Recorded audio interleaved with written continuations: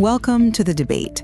Our discussion today, well, it emerges directly from a pretty rigorous examination of the military and administrative actions taken in Gaza and southern Lebanon following October 7, 2023. The source material presents a stark legal reality, frankly. A significant portion of this conduct aligns with the definitions of both war crimes and crimes against humanity under the Rome Statute. So the central question for accountability, it seems to me, therefore shifts from defining the crimes themselves to defining the strategy. Should the priority be placed on legal and procedural innovation, leveraging existing mechanisms to compel prosecution despite, let's face it, significant political opposition? Or must we focus primarily on deep analysis and documentation of the systemic intent behind these actions to really prove crimes against humanity and thereby hopefully break political impunity? My position is that the most, realistic path involves utilizing formal legal and procedural mechanisms, things like universal jurisdiction, to overcome those immediate jurisdictional barriers. And I come at this from the perspective that procedural speed, it's potentially meaningless without political sustainability.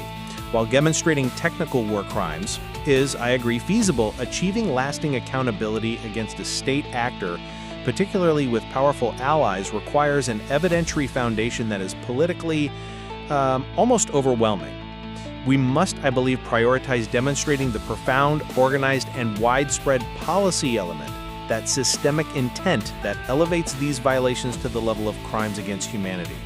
Because if we don't prove that state-sanctioned intent, I fear any immediate legal victory, however symbolically important, will inevitably be overturned or simply ignored due to that entrenched political immunity.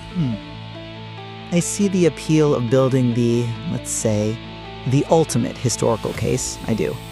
But let me offer a perspective rooted more in enforcement pragmatism, perhaps.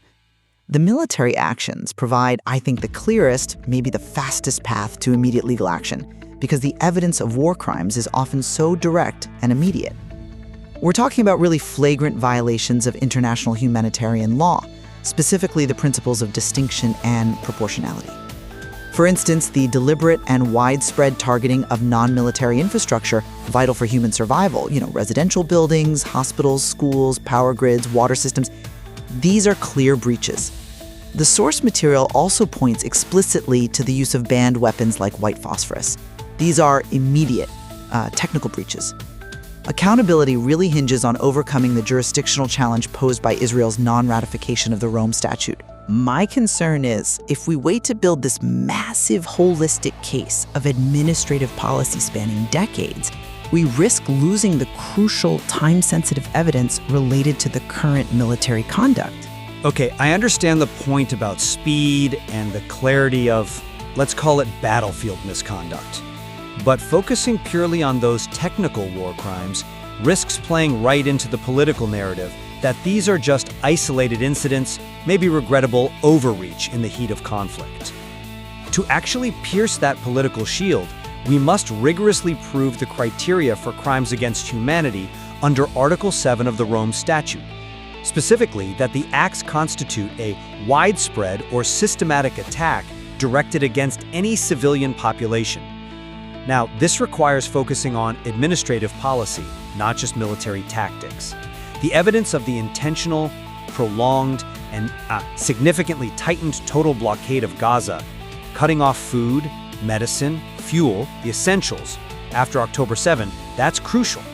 This systematic deprivation, combined with the calculated policies of forced displacement affecting, over 1.8 million people? That meets the criteria for collective punishment and the creation of inhumane living conditions. And those are the core policy-driven elements that establish the systematic nature of the crime, beyond individual battlefield actions. The political challenge, though, it still comes back to jurisdiction, doesn't it?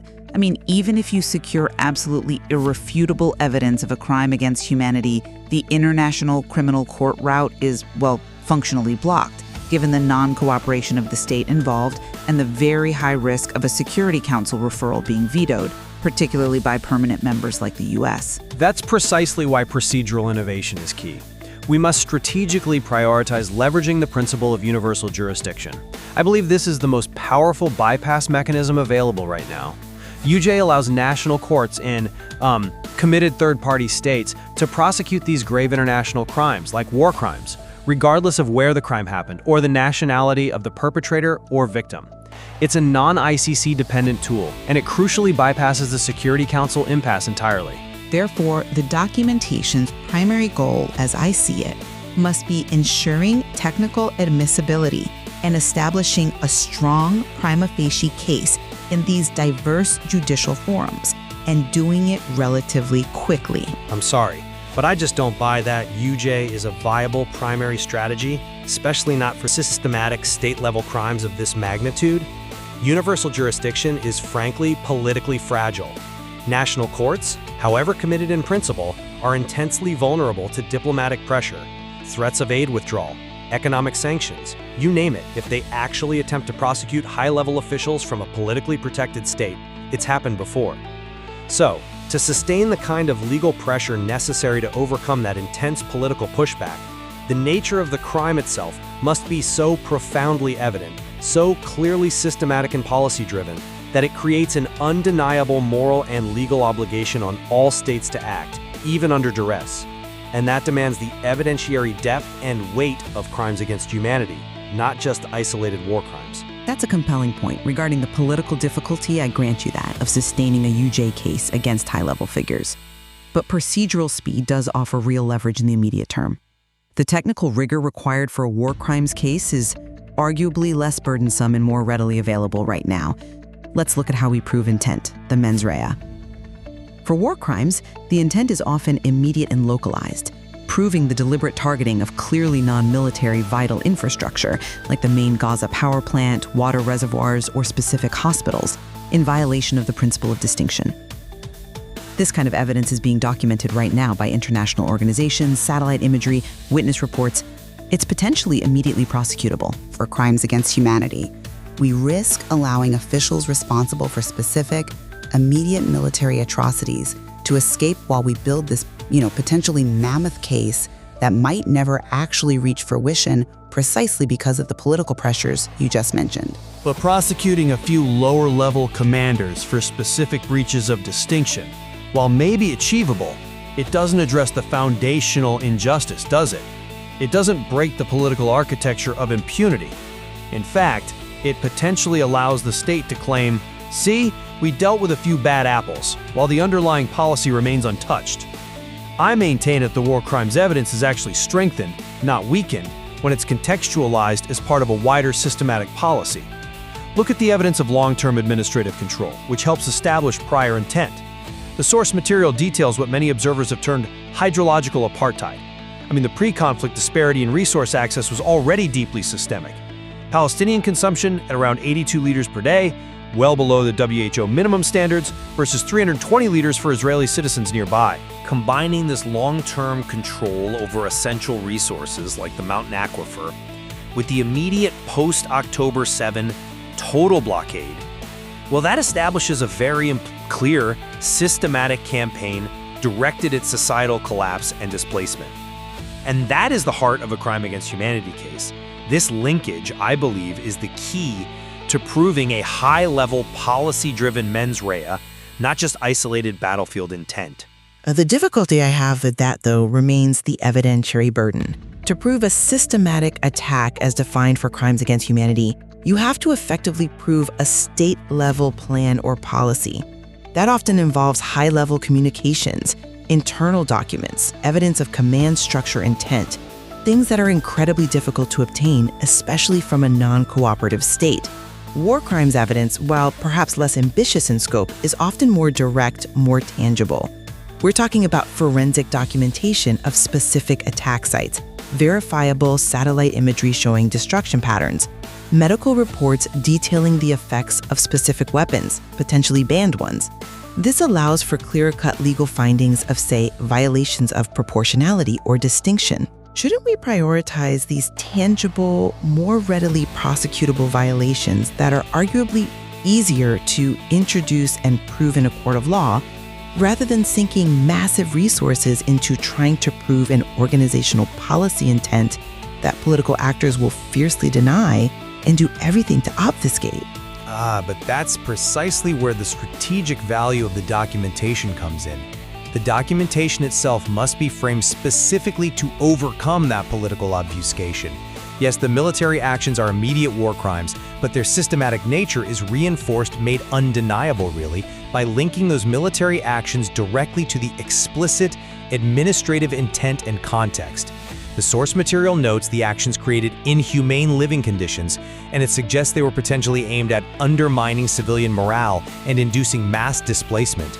Furthermore, documented incidents like the deeply disturbing reports regarding the systematic hunting of Palestinian children by snipers, if verified, reinforce a pattern that moves far beyond battlefield necessity and into a deliberate policy of collective punishment and, frankly, terror. This policy-driven approach, showing the military acts as the most visible extension of a long-standing, state-sanctioned oppressive policy, that is what strengthens the overall case. And this link, I believe, is non-negotiable if we truly want the highest level of criminal accountability against the political and military architects, not just foot soldiers. Okay, regardless of which legal avenue we ultimately prioritize or which proves more feasible, technical documentation remains absolutely critical. We can agree on that. My priority for that documentation, however, remains forensic admissibility above all else. We need verifiable, robust evidence, high-resolution satellite imagery, detailed and corroborated medical reports, meticulous records establishing the chain of custody for any physical or testimonial evidence collected. This technical rigor ensures the evidence can be used, whether it's in the ICC, should jurisdiction ever be established, or in any universal jurisdiction case pursued in the national court. Without that foundational integrity, even the most compelling narrative falls apart under legal scrutiny. I agree completely on the absolute need for technical rigor, no question. But the strategic value of that documentation, I insist, is maximized when it deliberately frames the evidence to demonstrate that continuity of policy. We need to tell a coherent story, grounded in evidence that links the immediate military actions, like the repeated bombardment of hospitals or schools, to the longer-term political goals, such as potentially forced displacement, the destruction of the civilian economy, the very fabric of society in Gaza. This documentation must explicitly incorporate the context of the long-term occupation and specific state policies like, for instance, how the state views the Palestinian right of return as an existential threat. This holistic contextualized approach, weaving together both military and non-military policies, is the essential tool we need to counter the inevitable claims of isolated incidents or rogue actors. It's what's needed to establish irrefutable state responsibility for systematic crimes, offering perhaps the only real hope for a breakthrough in long-term, meaningful accountability. So we clearly have robust source material documenting profound violations of international law, consistent with both war crimes and crimes against humanity. My focus ultimately remains on the, let's call it, pragmatic route, utilizing existing, admittedly challenging, procedural mechanisms like universal jurisdiction, leveraging the clear evidence of breaches of distinction and proportionality to seek immediate prosecution wherever jurisdiction can realistically be established. For me, speed and established legal clarity are the primary strategic weapons in this complex fight. And I maintain that any immediate procedural moves, however well-intentioned, will likely falter against the entrenched political opposition unless the legal narrative itself is overwhelming. Sustained accountability, in my view, depends fundamentally on the strength of that narrative, requiring extensive, careful documentation that proves the systematic, policy-driven nature of the alleged crimes against humanity. Specifically, by demonstrating that high-level state intent through compelling evidence of collective punishment, the deliberate establishment of inhumane living conditions, and the context of long-term policy. This analysis, I think, powerfully confirms the immense, almost staggering complexity of pursuing international justice when formal legal jurisdiction clashes so directly and so dramatically with intractable geopolitical realities.